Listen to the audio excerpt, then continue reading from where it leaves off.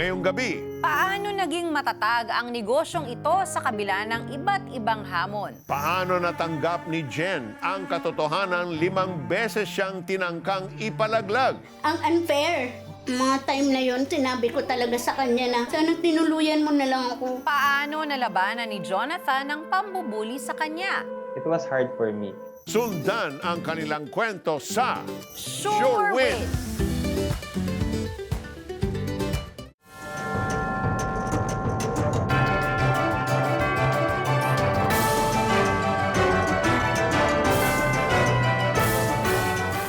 Welcome to the 700 Club Asia.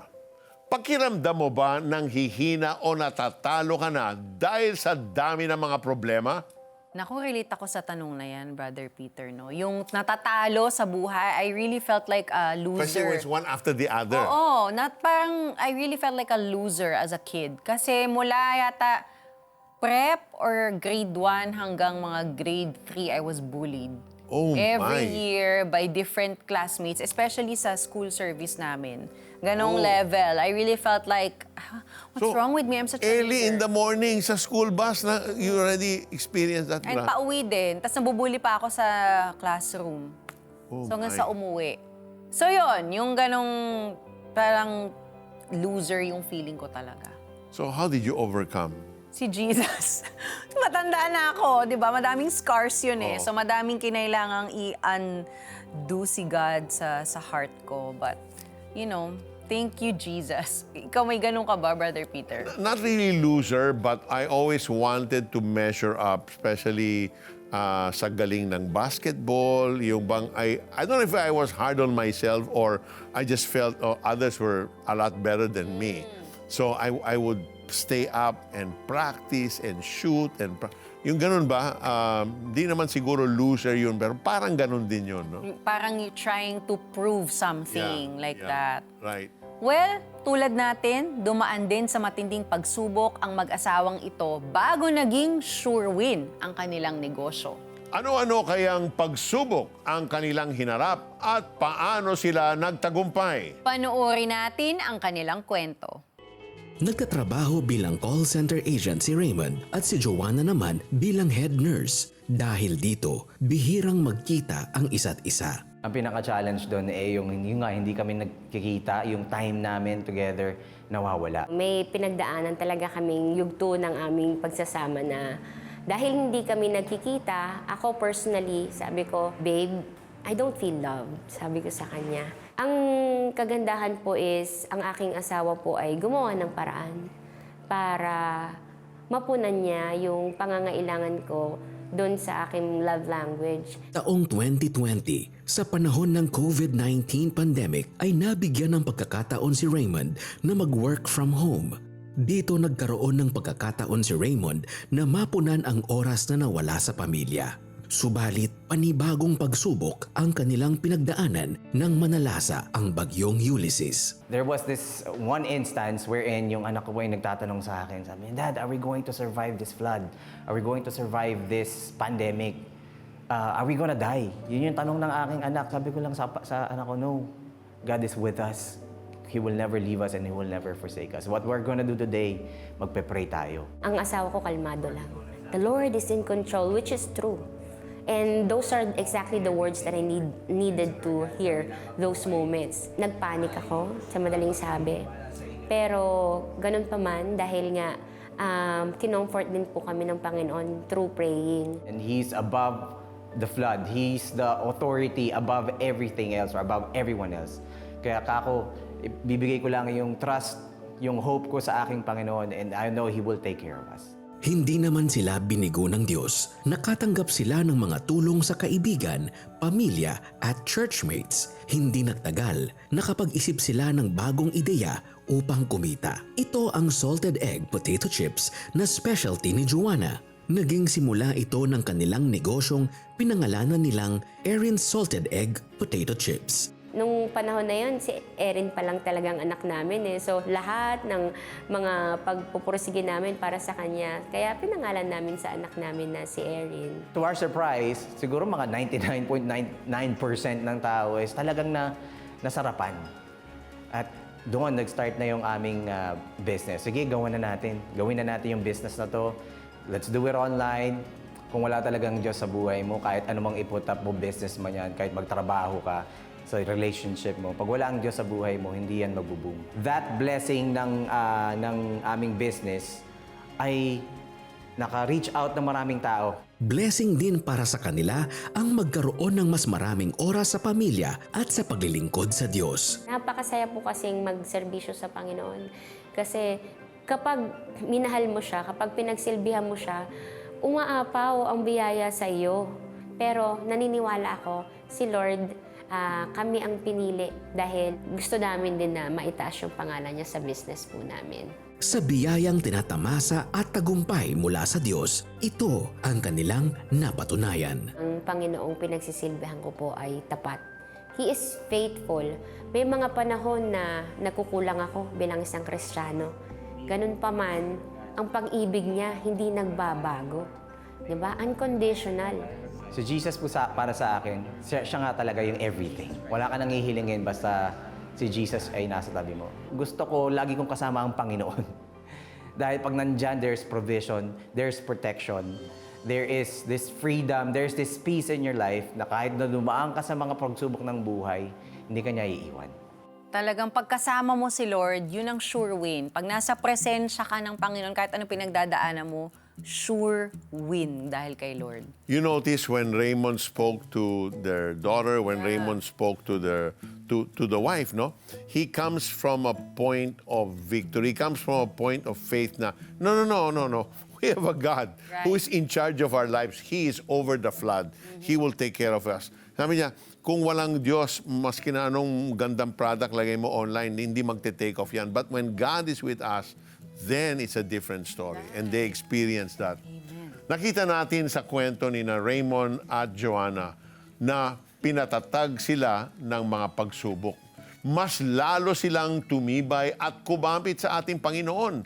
Kaya sa bawat pagsubok na dumarating, tandaan natin ang verse na ito. James chapter 1 verses 2 to 4. Dear brothers and sisters, when troubles of any kind come your way, consider it an opportunity for great joy. For you know that when your faith is tested, your endurance has a chance to grow. So let it grow. For when your endurance is fully developed, you will be perfect and complete, needing nothing. Amen. Grabe, ang hirap. Yung great joy sa gitna ng mga pagsubok. It's like you're being broken but you feel whole at the Yes. same time. 'Di ba? Pero kaya kung alam nating kasama natin si Lord. Amen. Samantala, sa susunod nating kwento, matinding pagsubok din ang pinagdaanan ni Jen. 5 beses siyang tinangkang i-abort at nabuhay. Subalit, nang pinanganak, mayroon siyang congenital disease. Paano kaya niya hinarap ang lahat? Panuurin ang kanyang sure win story sa aming pagbabalik. Diyan lamang kayo.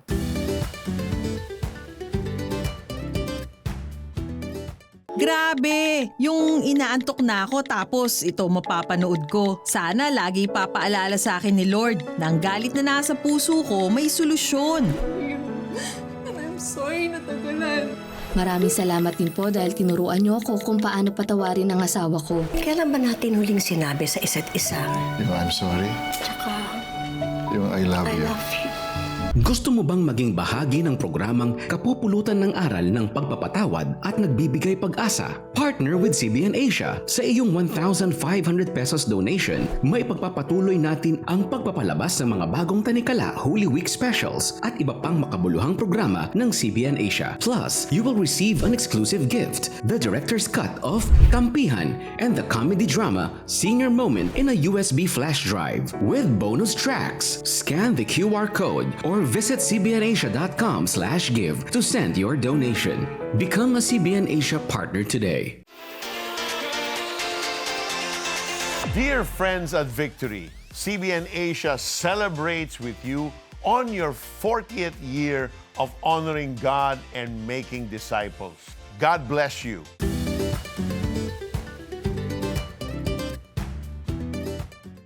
I was unwanted child. 5 times akong inabort ng mama ko. Ang tanong ko sa kanya, adopted niyo ba ako or anak niyo ako? Habang nagtatrabaho sa ibang bansa ang ina ni Jen, ay naiwan siya sa pangangalaga ng kanyang ama at mga kapatid. Walang I love you, walang wow, good job, you're doing great, mga ganyan. Walang ganun. So, unti-unti, nagkakaroon na ako ng insecurities, galit sa sarili.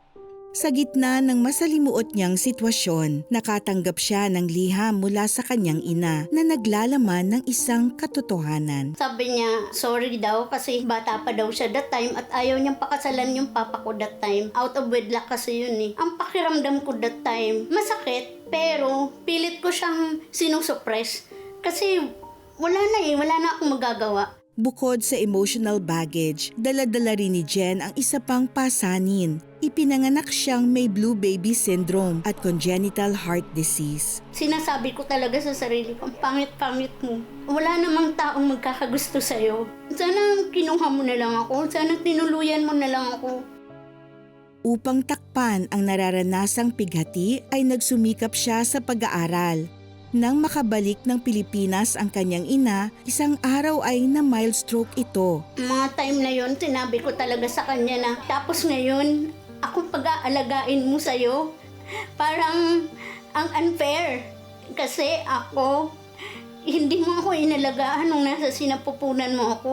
Sa gitna ng kanyang madilim na sitwasyon, may isang kaibigan na nagmalasakit na imbitahan siya sa isang Kristiyanong gawain. So sabi doon sa Jeremiah 29:11, For I know the plans I have for you, declares the Lord, plan to prosper you and not to harm you, plan to give you hope and a future. Ang patient talaga ni God sa akin. Habang niyayakap niya ako that time, naramdaman ko yung pagmamahal na hindi ko pa naramdaman, yung fatherly embrace. May tatay pala ako. Simula noon ay unti-unting hinilom ng Panginoon ang katawan at puso ni Jen. At para mas lumago pa siya sa kanyang pananampalataya sa Diyos, dumaan siya sa Inner Healing and Deliverance Ministry. Doon ay natutunan niyang magpatawad sa mga taong nakasakit sa kanya at isa na doon ay ang kanyang ina. Yung heart ko parang may kumirot. Unti-unti nagsusubside yung galit ko, yung pain nawawala. Alam mo yun, mahal niya ako. Kahit sino ako, mahal niya ako kasi mahal niya lang ako. Naramdaman ko yung pagmamahal na yun na naging buo unti-unti bilang babae, bilang tao, bilang anak niya. Sa hangad na ibahagi ang pagbabagong natanggap mula sa Diyos, naisipan ni Jen na magmisyon. Nag-enroll siya sa Asian Center for Missions o ACM, ang missionary training arm ng CBN Asia. Through ACM, nakita ko din yung heart ni God sa unreached people group. Lord, thank you. Kasi ito, nakukuha ko unti-unti, na-unfold unti-unti yung calling ko, na-unfold unti-unti yung purpose na ibinibigay mo sa akin. Nababago ni God yung heart ko. Compassion, understanding, lalo na sa mga tao na naiintindihan ko sila kung bakit nila pinagdadaanan yun. Ngayon, saan man siya dalhin ng Panginoon, bit-bit ni Jen ang mahalagang aral sa buhay. Lagi kong sinasabi sa sarili ko that I am beautiful, I am fearfully and wonderfully made, and I am His beloved. I am worth dying for. Masama man o mabuti, may dahilan ang Panginoon. What the enemy is meant for evil, the Lord will turn it into good so that many people will be healed, will be restored in the relationship with God, and even be saved in the relationship with God. Hi, I'm Jen Torres, a missionary of Jesus. Wow. She speaks with so much power. The anointing, yung talagang sure win sa buhay. Ay, grabe. So much confidence. Kasi Sonja, when things like that happen, no, lalo na you ask yourself, how bad did my mom want to get rid of me? 5 times? I mean, look, it's unheard of. And it's so painful, it's so hurtful. Right. But we have a choice, like Jen, she had a choice. Either you stay in the prison or you want to go to the school. You forget that past, you move on, you forgive, and allow that to educate you so that you can do better. Learn from it, in other words. Right. And it's easier to do that, alam nyo po, when you have given your heart and life to Jesus Christ. Because He's the one who said to us, I forgive you. We didn't deserve His forgiveness, but He forgave us anyway. Siya yung nauna. So right now, if you've never prayed and asked Jesus to come into your heart and life, we want to give you an opportunity to pray this simple prayer and allow Him to do a work inside of you. Alam niyo po, when you have the Lord, it's not that you'll be trouble-free, but He walks with you. He battles for you. He encourages you. I can't describe the joy that happens to one who has the Lord in his or her heart. So let's pray. Just say, Dear Jesus, I give you all my pain. I give you all my hurts. I give you all my anxious thoughts. Lord, that the thoughts that haunt me, that I was not wanted when I was about to be born. All these things play up in my mind. The way people made fun of me, Lord, the way people treated me. Lord, I bring this hurt and pain to you right this moment. I put it at the foot of the cross. And I too realize, Lord, that I need a Savior. I need you in my life. And so, Lord, I ask you to forgive me for all of the sins that I've committed, all the times that I even have thought of those people who hurt me bad for them, Lord. I wish them negative things, Lord God. I ask for your forgiveness. Lord, forgive me, cleanse me, Lord. And right this moment, Lord, I open my heart's door and I invite you, Jesus, to come into my life, to be my Lord, to be my Savior, to be the God that sets me free and puts me in a path of righteousness, that I may live a life truly that is pleasing to you. Thank you for dying on that cross and paying the penalty of sin for my own life. I receive this precious gift from you. This is my prayer in Jesus' name. Amen. Amen. And, we just want to pray for those of you who may be like Jen, who have been on the receiving end of multiple rejections, maybe from your family, from your own parents, from your friends, and you feel like everywhere you go, ito na lang ba yung buhay ko, laging rejected, you feel abandoned and alone. But let me pray for you, because the Lord says, because of the blood of Jesus Christ, because of Jesus who has been rejected by the Father Himself when He died for us on the cross, you are never rejected. You are accepted and loved. Let me pray for you. Lord God, thank you that because of what Jesus Christ did on the cross, you have redeemed us. You have accepted us. And we are not rejected. We are not abandoned. But Father, you continuously pursue us. Your never-ending, never-stopping love pursues us to the ends of the earth. And I pray right now, God, that you open our eyes to see how much you love us. You open our ears to say how you tell us you love us so deeply. Lord, your never-ending love, I pray, God, that we hear it today. And open our hearts, God, to receive that love that pursues us no matter how much we reject it or how much we turn away from it. Lord, thank you. I pray, God, that for those who have felt that they've been abandoned and they've been rejected, Lord, I just pray for your shalom, your peace to be upon them, God, that they'll have that tangible expression na maramdaman talaga nila, Panginoon, ang iyong pagmamahal ngayon. And Father, that through that, they'll be able to release forgiveness, just like what Jen did. That they release forgiveness and, Father, walk in the freedom that you have set for them and walk in the love of Jesus that you have given them. Lord God, thank you. And because of that love and forgiveness, they too can be compassionate towards others, even to those who have rejected them.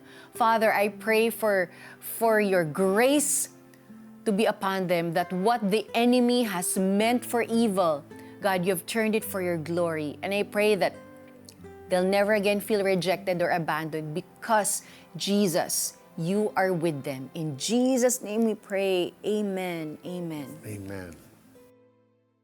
Panginoong Jesus, natanggap ko po kayo na aking Panginoon at tagapagligtas. Sumabay ka ba sa panalangin upang tanggapin si Jesus? Narito ang CBN Asia Prayer Center para sa iyo 24/7 upang tulungan kang magsimula ng panibagong buhay na punong-puno ng pag-asa, kapayapaan at tagumpay. Just text YES, your name and location o mag-chat sa The 700 Club Asia Facebook Messenger.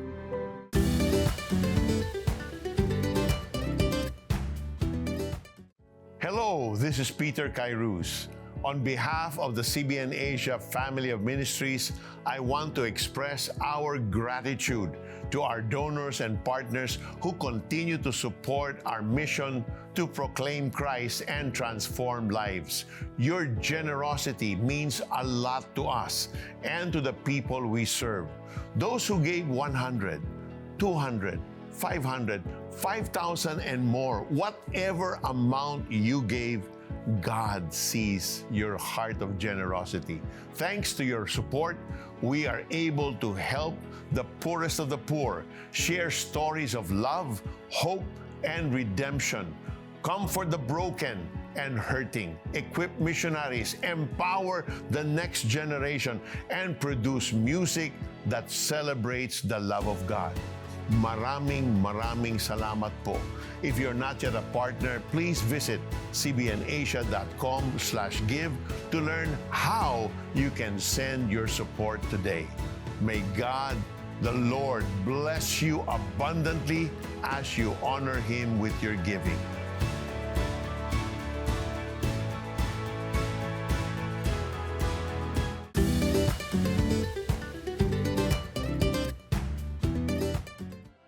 Si Jonathan ay lumaki sa Kristiyanong pamilya at maagang nakakilala sa Diyos. Na naituro ng parents ko that I should put God first in every decision that I will make, in everything that I will do, in every relationship that I will have, and in every step that I will make. Lagi kong uunahin yung advice and yung word ng Lord I should always ask. And also, another value is yung step of faith. Yeah, my father is a man of faith. Grabe yung mga step of faith niya. Pero dahil alam niya that that vision is from the Lord, he will take the step because he's a man of faith. Greatest impact ng Sunday school sa akin is yun nga, yung salvation. And the importance of the Bible, the importance of reflecting on every stories in the Bible that I know. Habang lumalaki, naranasan niya ang mabuli. It was hard for me. It affected my schooling actually, na nagkaroon ako ng pagkatamad mag-aral, nagkaroon ako ng disbelief sa sarili ko, bumaba ang self-esteem ko. I felt that I am not special. I felt that, I am not friend-worthy. Hindi ako lapitin ng mga tao. Hindi ako magkakaroon ng kaibigan dahil ganito ako. Dulot nito, nadala ni Jonathan ang mabigat na damdamin sa high school. Bagamat aktibo sa pagiging Sunday school teacher, hindi nagtagal ay nanlamig ang kanyang relasyon sa Diyos. Being a pastor kid is happy. It feels safe, it feels exciting, but at the same time, I can also feel pressure. So, kaya ako nasabing pressure is that because you are a pastor's kid, everyone at church ay tinitingnan ano yung mga magiging galaw mo. And then the pressure came in na nagkaroon ako ng self-imposed pressure that I thought na anak ako ng pastor, so dapat yung galaw ko hindi, so doon naging timid ako. Tuluyang nagbago ang buhay ni Jonathan nang subukan niya ang makamundong gawain tulad ng pagkakaroon ng maling relasyon at pagsisinungaling sa kanyang mga magulang. And then the inactivity years came. I forgot who I am. I forgot the Lord. I forgot God's grace. Even though I am in church, but actually everything that I do is impure. Everything that I do is not glorifying to God. So, found myself keeping things that I thought would satisfy or fulfill me. Habang nasa ganitong sitwasyon, napansin ng kanyang ama ang pinagdaraanan niya. That time, nung nag-usap na kami, parang sabi lang sa akin ni Papa that time na, anak, hindi ka dapat namumuhay dahil dahil anak kita. You should not live like you are a son of a pastor or my son. Na you are not living to glorify me. Hindi ka dapat ma-pressure, sabi ng dad ko. because I'm not asking you to do things for my sake. What I'm asking you is to live according to what Christ has done in my life and what Christ is telling me. I should live to glorify God because I am a child of God. All along, I thought my life is under a big pressure because I am isang pastor. But at the end of the day, ang kailangan ko lang palang gawin is to really live in accordance sa ginagawa ni Christ sa akin at sa sinasabi ni Christ. Dahil sa tagpong ito, naintindihan ni Jonathan kung gaano kahalaga ang grasya ng Panginoon sa kanyang buhay at unti-unti niyang binitiwan ang makamundong pamumuhay. Bumalik siya sa tunay na paglilingkod sa Diyos. Wala akong magagawa na para mahalin niya ako lalo o wala akong magagawa para mahalin niya ako ng mas kaunti. Dahil yung ginagawa, yung binibigay niya sa akin is because of His grace alone. Sobrang overwhelmed ako sa grasya ng Panginoon na in my weakness, di ba? Kasi in my weaknesses, I can boast of my weakness because of God's grace. Ayun, katulad ng mga redemption story ng mga nasa Bible, naayos din yung aking mga intentions in serving God. Ayun, kaya na-straighten up din sila. So, my relationship also with the music team. And ayun, eventually, naging head ako ng music ministry namin. So, I started to become the musical director. Lang tumungtong ng kolehiyo, nakapagsulat siya ng kanyang unang kanta na pinamagatang Safe and Sound. It's about God being my shepherd and me being safe in His arms. And so, the journey of my writing started there. And then, na-realize ko, parang ang sarap palang magsulat ng kanta. Ang sarap palang mag-create ng song because my plain words, they're having colors pag nagagawa ko sa kanta. Sa bagong buhay na kanyang tinatahak, baon-baon ni Jonathan ang mahalagang aral mula sa Diyos. God's word will always tell you the truth, that you are loved by our Father, that you are loved by Jesus Christ Himself, that He died for you and me just to prove that we are special, just to save us because He wants to be with us. Dahil hindi lang siya nagpoprotekta, kundi siya yung nagtutuwid ang Panginoon katulad ng mga tatay, katulad ng isang mabuting tatay na maaari ating maranasan. Isang tatay na mamahalin ka sa kung sino ka, na hindi ka husgahan, yun yung mga naranasan ko sa Panginoon. I knew my identity because of my Father, and I am loved by my Father. How reassuring ang ginawa ng papa ni Jonathan. Told him, all you need to do is please God, not me, sabi niya. Oh. Actually, kasi very common yun, di ba, na yung sa magulang, kailangan gawin natin. Okay naman to honor your parents, pero yung unrealistic expectation sa child, mahirap talaga. Buti na lang, praise God for Jonathan's dad's life na who spoke life into him.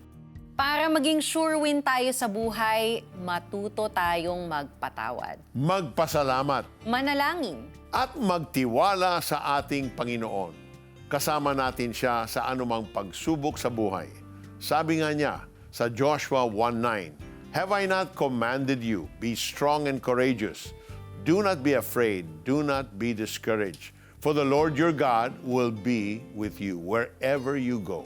Tama. Kapag si God ang kasama, sure win ka talaga. At dito po nagtatapos ang ating maikling kwentuhan. Stories of hope, faith, and love. Tune in again tomorrow for another inspiring episode of the 700 Club Asia. God bless you more and more. Hindi ko alam kung bakit feeling ko sobrang empty, lonely. Noon ko napagdesisyon na lumapit sa Lord. Yung relationship na pinanghawakan ko, when it failed, my life really shattered. Sabi ko noon, Lord, ayoko na ng gantong buhay.